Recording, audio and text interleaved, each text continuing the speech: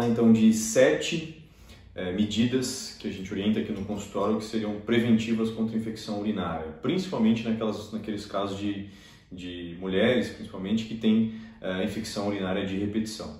Então, o primeiro e o mais importante deles é hidrate-se. É fundamental que a gente tenha uma ótima ingesta de água para que o próprio fluxo urinário varra do trato urinário as bactérias que constantemente estão tentando entrar nele, né? Então, a melhor maneira da gente saber se a gente está tomando água o suficiente ou não é pela cor da urina, né? A urina tem que estar o mais clara possível, isso quer dizer que ela está o mais diluída possível, né? Você está se hidratando a ponto de dar ao seu corpo o luxo de eliminar água pela urina. Então, primeiro, o mais importante de todos, se hidrate. Caso você seja mais sistemático e queira saber o quanto de urina você deve urinar, existe uma conta simples que eu costumo ensinar para os pacientes, que você deve ter um volume de urina em 24 horas de 30 a 40 ml por quilo de peso, então, por dia, tá bom? Vamos lá. Número 2. Importantíssimo isso, geralmente as mães já ensinam suas filhas, mas é o sentido da higiene genital, né? Quando a menina, a mulher vai evacuar, é fundamental que o sentido seja de frente para trás, para que não haja uma contaminação ainda maior da região vulvovaginal e isso predisponha a chegada dessas bactérias ao trato urinário, tá certo? Número 3, evitar duchas vaginais, né? Por quê? O mecanismo de infecção urinária é o que a gente chama de ascendente, ou seja, são bactérias que habitam a região vulvovaginal e chegam à bexiga por ali, né, de forma ascendente.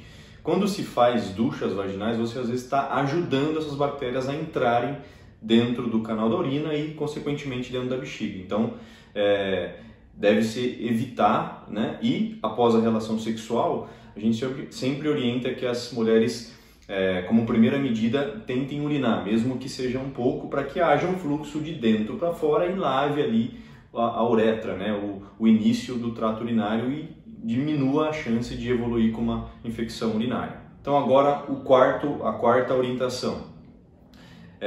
Usar sabonete íntimo somente sob orientação específica do ginecologista. Muitas mulheres acabam tendo hábito, até pela mãe usar, ou pela avó, enfim, ou porque viram na internet que é correto, mas muitas vezes o uso de sabonete íntimo ele pode alterar a flora vaginal e predispor à infecção urinária, porque deve existir uma harmonia desses micro-organismos ali, e muitos deles têm papel protetor contra a infecção urinária. Então, o uso desses sabonetes fora de contexto pode ser um fator que esteja precipitando as infecções urinárias. Agora o quinto. Esse também é muito importante, é um fator bastante negligenciado pelas pacientes e muitas nem fazem essa correlação, mas é a questão do intestino preso, né? A constipação intestinal é um grande fator de risco para a infecção urinária, visto que a grande maioria das infecções urinárias são causadas por bactérias que estão no intestino. Então, se a mulher tem o intestino preso ou tem alguma desordem do hábito intestinal seu, isso faz com que haja uma maior quantidade dessas bactérias que a gente chama de patogênicas na sua região ali vulvovaginal e, consequentemente, maior predisposição à infecção. Então é fundamental ter um ajuste da alimentação para que você tenha um hábito intestinal regular e muitas vezes consultar um nutricionista vai te ajudar bastante nisso, tá certo? Vamos para o sexto. Evitar segurar a urina. É muito comum mulheres, às vezes pelo perfil de trabalho, pelo dia a dia, simplesmente esquecem de ir ao banheiro e ficam segurando. E o que acontece? Eu acabei de falar, né, nos itens anteriores que o mecanismo de infecção é ascendente. Então a bactéria ela se multiplica e chega pelo canal da urina à bexiga. Isso leva tempo, né? E se os intervalos entre as micções é muito longo, né, é mais fácil dessa bactéria chegar até a bexiga, dá tempo dela se fixar, né, à parede da bexiga e causar a infecção de fato.